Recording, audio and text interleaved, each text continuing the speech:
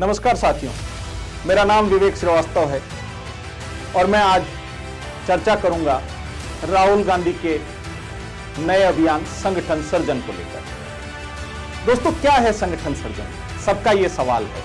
संगठन को सृजन करके राहुल गांधी एक मजबूत कांग्रेस बनाना चाहते हैं, लेकिन संगठन सृजन कैसे हो रहा है, इस पर आज अपन चर्चा करेंगे।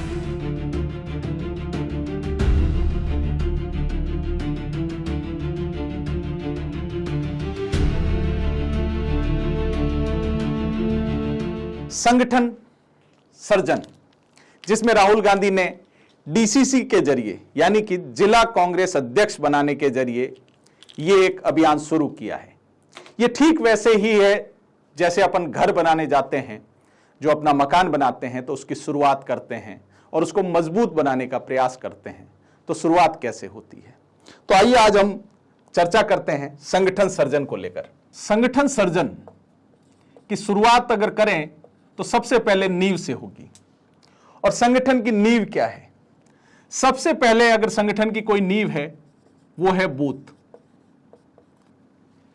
जो कहते हैं राजनीतिक दलों के लिए कि जिस पार्टी का बूथ मजबूत होता है वो पार्टी ज्यादा मजबूत होती है। राहुल गांधी जो अभी वोट चोरी का मुद्दा लेकर चर्चा में है, वो वोट चोरी अगर कभी रुकेगी तो वो सिर्फ यहीं से रुकेगी। अगर वो बूथ मजबूत हुआ तो यहां वोट चोरी नहीं होने देंगे। अगर यहां बूथ पे कांग्रेस का वर्कर मजबूत होता है, जो वोट चोरी होती है वो पॉसिबल नहीं होगी। बूथ के बाद अगले पड़ाव पे चलते हैं। अगला पड़ाव क्या है? बूथ के बाद आता है मंडल, जो कांग्रेस संगठन में काफी अहम है। और मंडल के बाद आता है ब्लॉक।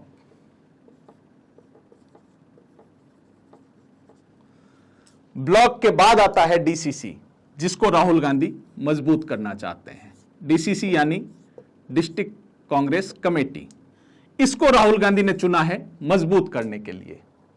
लेकिन आप देखिए, जो संगठन की नींव है, बूथ, मंडल, ब्लॉक, इन तीन की चर्चा नहीं की है। अब ये तीन क्यों महत्वपूर्ण है, इस पर हम चर्चा करेंगे। राजस्थान समेत किसी भी राज्य की बात करें तो जो ये तीन ब्लॉक हैं, तीन जो कहेंगे लेयर हैं, इनको किसने चुना है? राजस्थान से ही शुरुआत करते हैं तो इन तीनों को पीसीसी कंप्लीट कर चुकी है। पीसीसी ने यहां पे ऑब्जर्वर बनाए, पर्यवेक्षक बनाए, प्रभारी बनाए 200 विधानसभा पे, और वहां से ये लिस्टें फाइनल करके लिस्टें एआईसीसी को जा चुकी हैं। अब पीसीसी ने कैसे किया ये? 200 विधानसभा है राजस्थान में, 200 लोग बनाए। सोर्सेज के मुताबिक ये कंफर्म है कि 100 से ज्यादा तो वो लोग हैं जो उन विधानसभाओं में गए ही नहीं। और अगर पूरी लिस्ट देखेंगे इन 200 विधानसभा की, तो 200 विधानसभा में जो ये तीनों बने हैं, चाहे बूथ, मंडल और ब्लॉक, वो बनते हैं एमएलए के प्रत्याशी रहे लोगों के, और एमपी के भी सुझाव लिए गए हैं। अब इन तीन जो मुख्य कांग्रेस के संगठन में जगह रखते हैं, बूथ और मंडल और ब्लॉक, इसमें कौन आ गए? जिनको एमएलए ने बनाया, जिन्हें प्रत्याशी ने बनाया, जिन्हें मेंबर ऑफ पार्लियामेंट ने बनाया। तो आप समझ सकते हैं कि ये किनको बनाएंगे? ये उनको ही बनाएंगे जो इनके लोग हों। उनको इन तीन जगह एडजस्ट कर दिया गया है, बूथ पे, मंडल पे और ब्लॉक पे। यह काम पीसीसी कर चुकी है। अब राहुल गांधी ने एक टीम घोषित करी है जो आएगी डीसीसी यानी कि जिला कांग्रेस अध्यक्ष के चयन के लिए। वो कमेटी चर्चा किससे करेगी?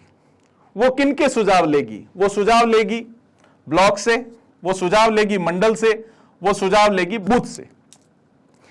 तो आप समझ सकते हैं ये सुझाव जो तीनों के होंगे वो कंबाइंड एक ही होंगे, क्योंकि ये तीनों किसके व्यक्ति हैं? ये वहां के एमएलए के या एमएलए प्रत्याशी के हैं। तो जो राहुल गांधी का सपना है संगठन सृजन का, वो असल में होगा क्या? असल में वही होगा जो ये एमएलए वहां का चाहेगा, यानी कि उनका आदमी ही जिला अध्यक्ष की दौड़ में आगे होगा। कुछ जिलों में जरूर राहुल गांधी इंटरफेयर करके जो पैनल बनेगा 1, 2, 3 का, उसमें वो प्रायोरिटी 1 को ना देके 3 को चुन लें।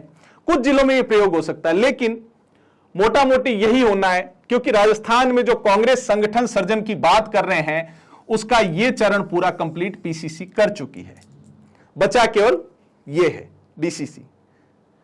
तो जो राहुल गांधी का एक ईमानदार प्रयास है वो कहीं ना कहीं हर बार की तरह क्यों डाइल्यूट होता है, क्यों वो अपने मुख्य लक्ष्य से अलग हो जाता है, यह समझने की बात है।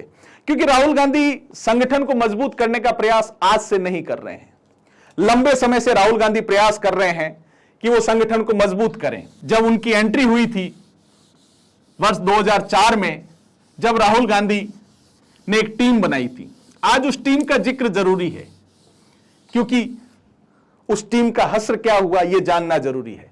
राहुल गांधी ने एक टीम बनाई थी, राहुल गांधी टास्क फोर्स, जिसमें राहुल गांधी को नेता मान के 50 युवा जुड़े, अलग अलग राज्यों से जुड़े, और उन 50 नेताओं ने जो यूथ के थे उन्होंने एक ही लक्ष्य लिया कि राहुल गांधी जिंदाबाद। वो हमेशा अपने राज्यों में कहते थे बस राहुल गांधी जिंदाबाद। वो 50 यूथ के नेता कहां हैं? कभी राहुल गांधी को देखना चाहिए, उनकी सुध लेनी चाहिए, क्योंकि इन 50 नेताओं का जो हश्र हुआ वो आज बताना जरूरी है। ये 50 नेता राहुल गांधी को अपना नेता मान के आगे बढ़ते गए, और बढ़ते बढ़ते 2004 से जब वो 2025 तक पहुंचे तो उनकी यात्रा कुछ ऐसी रही। उनके विधानसभा में जो एमएलए बने, जो एमपी बने, जो मिनिस्टर बने, चाहे चीफ मिनिस्टर बने, इन चारों ने कहा, जब वो संगठन में जगह मांगते थे, जाइए राहुल गांधी से मिलिए, राहुल गांधी देंगे। अब वो राहुल गांधी से तो मिल नहीं पाए, लेकिन उनका हश्र ये जरूर हो गया कि वो इसी कांग्रेस संगठन में आज अपनी जगह खोज रहे हैं, क्योंकि होता वही है जो ये छत्रप चाहते हैं। संगठन का सर्जन जो राहुल गांधी का सपना है, वो जब तक इनके मुताबिक होगा तब तक वो सपना सपना ही बन के रह जाएगा, क्योंकि अक्सर राहुल गांधी ईमानदार प्रयास करते हैं लेकिन उसका जो असर होना चाहिए वो ग्राउंड पे नहीं आ पाता है। इसका कारण यह है कि ये लोग उन लोगों को आगे नहीं आने देना चाहते जो वास्तविकता में कांग्रेस के लिए काम कर सकते हैं। अब इनका डर क्या है? एमएलए को डर है कि ये आगे बढ़ गया, राहुल गांधी के कनेक्ट है तो सबसे पहले मुझे खाएगा, इसलिए एमएलए सबसे पहले उसको काटता है, या प्रत्याशी वो सबसे पहले उसको काटता है। फिर इसका सपोर्ट ये एमपी भी करता है, क्योंकि अगर राहुल गांधी से कनेक्ट है तो सीधी मेरी सीट खाएगा, तो ये भी उसको मारता है। जिले का जो मिनिस्टर है उसको ये डर है कि मुझसे ज्यादा योग्य है, राहुल गांधी से कनेक्ट है, दिल्ली तक पहुंच है, तो ये सबसे पहले उसको काटता है। और आखिर में आते हैं जो प्रदेश के नेता होते हैं, चाहे वो प्रदेश कांग्रेस अध्यक्ष हो या विधायक दल के नेता हो या चीफ मिनिस्टर हो, उनको यह है कि ये दिल्ली सीधा जाता है तो वो इससे सबसे पहले निपटाते हैं। कांग्रेस में कहते हैं कि काम करो ना करो लेकिन निपटाने की कला में माहिर रहो, और जो निपटाना जानता है वही ज्यादा आगे बढ़ता है। हालांकि राहुल गांधी भाषण में कहते हैं कि वो जमीनी लोगों को आगे लाएंगे, लेकिन राहुल गांधी को आज देखना चाहिए कि वो जो टास्क फोर्स बनाई थी 2004 में वो आखिर कहां गई। जिस तरह से मैं ये आज साफ कर रहा हूं बोर्ड को, ठीक उसी तरह वो कांग्रेस संगठन में कहां है ये राहुल गांधी को एक बार खोजना चाहिए, क्योंकि संगठन सर्जन जो उनका ईमानदार प्रयास है उसमें कहीं कोई गलती नहीं है। जो उनका टारगेट है, जो उनका लक्ष्य है, वो वास्तविक रूप से ठीक है, लेकिन वो फेल कौन करता है? राहुल गांधी हमेशा अच्छा प्रयास करते हैं, लेकिन उनकी डाउनलाइन कौन है? अब आप देखिए, राहुल गांधी के सबसे करीबी व्यक्ति हैं केसी वेणुगोपाल, निसंदेह संगठन से आते हैं, एनएसयूआई यूथ कांग्रेस का अनुभव है, संगठन के आदमी है, लेकिन केसी वेणुगोपाल केरल से हैं। भारत बहुत बड़ा विविधताओं भरा देश है, हर कदम यहां भाषा बदलती है, हर कदम यहां खान पान बदलता है। केसी वेणुगोपाल दक्षिण की राजनीति निसंदेह बहुत अच्छे से जानते हैं, लेकिन उत्तर की राजनीति की बात करें, चाहे पूर्व की बात करें या पश्चिम की करें, तो वहां पे वो चीज नहीं लागू होती है, क्योंकि दक्षिण में जो खाना पसंद है वो नॉर्थ में पसंद हो ऐसा जरूरी नहीं है। फिर दूसरा, राहुल गांधी के करीबी कौन है? अलंकार। अलंकार कभी डेटा एनालिसिस के तौर पे कांग्रेस में आए थे, और कब वो राहुल गांधी के सबसे करीबी व्यक्ति बन गए लोगों को पता भी नहीं चला। इसके अलावा बात करें, सचिन राव एनजीओ से संबंध रखते हैं, कभी कांग्रेस के संगठन की राजनीति में उनका कोई अनुभव नहीं रहा, हालांकि अब वो संगठन को मजबूत करने के लिए प्रयास कर रहे हैं। जयराम रमेश आईएफएस रहे, यूनियन मंत्री रहे यूपीए गवर्नमेंट में, लेकिन जमीनी ज्ञान कितना है ये आप सब बेहतर जानते हैं। फिर आते हैं के राजू, आईएएस रहे, और उसके बाद एससी की राजनीति को लेकर जरूर उन्होंने प्रयास किए, लेकिन जमीनी अनुभव कितना है ये आप मुझसे बेहतर जानते हैं। बैजू, हालांकि बैजू सिक्योरिटी ही देखते हैं राहुल गांधी की अधिकतर, लेकिन कहते हैं कि संगठन के काम में भी उनका काफी दखल रहता है। लेकिन बैजू कौन है? बैजू कमांडो हुआ करते थे किसी समय में आरजी के, फिर उसके बाद पारिवारिक थे, साथ चलने लगे, और राहुल गांधी की अधिकतर मैंने तो यही देखा है भारत जोड़ो यात्रा से लेकर कहीं भी कि वो सुरक्षा का ध्यान रखते हैं। तो राहुल गांधी के इर्द गिर्द जो मुख्य बात है, जमीनी संगठन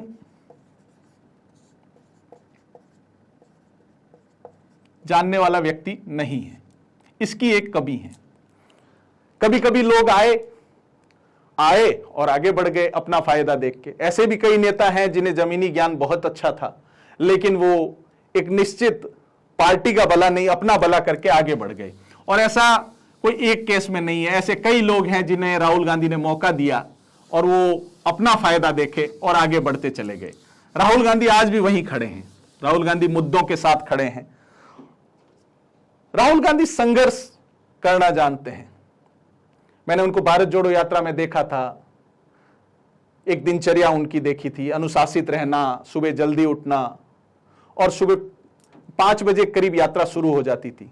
डेली 30 से 35 किलोमीटर चलते थे। वो पूरा भारत नाप चुके हैं पैदल। यह छोटी बात नहीं है, प्रयास ईमानदार हैं, करना बहुत कुछ चाहते हैं।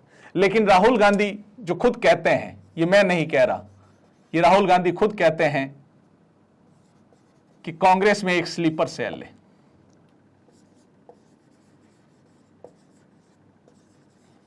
जो बीजेपी के लिए काम करती है। अब ये स्लीपर सेल है कौन? ऐसा नहीं है कि राहुल गांधी को पता नहीं होगा, पता है, लेकिन वही है कि राहुल गांधी अक्सर जो मिशन शुरू करते हैं उसको बीच में छोड़ देते हैं। 50 से 60% जब कंप्लीट होता है तो या तो इस मिशन का आइडिया देने वाला भाग जाता है, अपना काम निकाल के वो निकल लेता है, या राहुल गांधी इस मिशन को छोड़ देते हैं। तो जो लक्ष्य लिया जाता है, जो टारगेट था, वो कहीं ना कहीं अचीव नहीं होता है। और फिर इन्हीं बातों से कांग्रेस कार्यकर्ता के मन में अविश्वास बढ़ता है, और वो अविश्वास ही ये कहता है कि जो राहुल गांधी कहते हैं वो संगठन में होता नहीं है, और जो राहुल गांधी नहीं कहते हैं वो संगठन में होता है। अब संगठन सर्जन राहुल गांधी ने निसंदेह डीसीसी के जरिए शुरू किया है। हमारी शुभकामना है कि वो उनका मजबूत हो और जो वो चाहते हैं उस लक्ष्य को प्राप्त करे। लेकिन राहुल गांधी को यह देखना पड़ेगा कि जो बीच की लेयर है डीसीसी, केवल उसको ठीक करने से नहीं होगा। जब तक आपका बूथ मजबूत नहीं होगा, जब तक आपका मंडल मजबूत नहीं होगा, जब तक आपका ब्लॉक मजबूत नहीं होगा, ये 3 नींव है।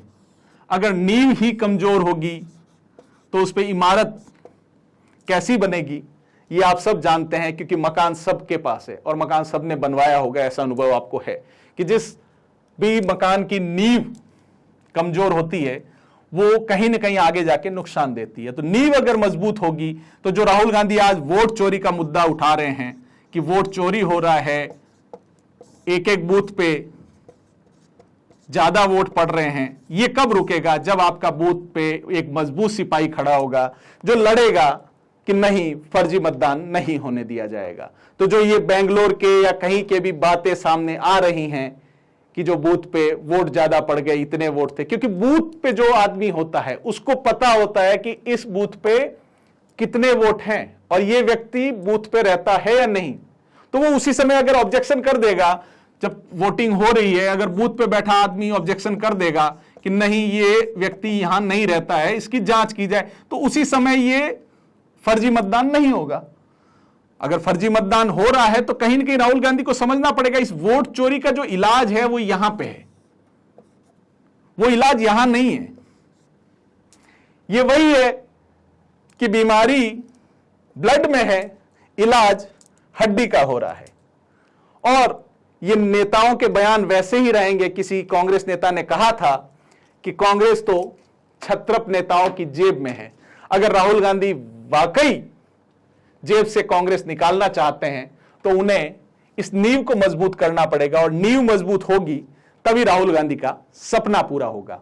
राहुल गांधी का संगठन सर्जन जो ईमानदार प्रयास है वो तभी सफल होगा जब उनकी डाउनलाइन, उनके इर्द गिर्द के लोग, वह जो प्रदेश में छत्रप हैं, वो एक बार अपना निजी स्वार्थ छोड़कर उस राहुल गांधी के साथ खड़े होंगे जो ईमानदारी से कांग्रेस को मजबूत करना चाहता है। अन्यथा इस योजना का, संगठन सर्जन का भी वही हश्र होगा जो राहुल गांधी के बाकी अभियानों को हुआ। और राहुल गांधी से भी हम एक ही निवेदन करेंगे कि संगठन सर्जन अच्छा प्रयास है, लेकिन एक बार आप उन नेताओं की सुध अवश्य लें कि वो 50 यूथ कहां गए जो राहुल गांधी जिंदाबाद का नारा लेके 2004 में निकले थे। इसी प्रकार की खबरें हम लाते रहेंगे आपके लिए द हंटर न्यूज पे। अगर अच्छी लगें तो लाइक और सब्सक्राइब अवश्य करें, शेयर करें और हमारा हौसला बढ़ाएं। शुक्रिया।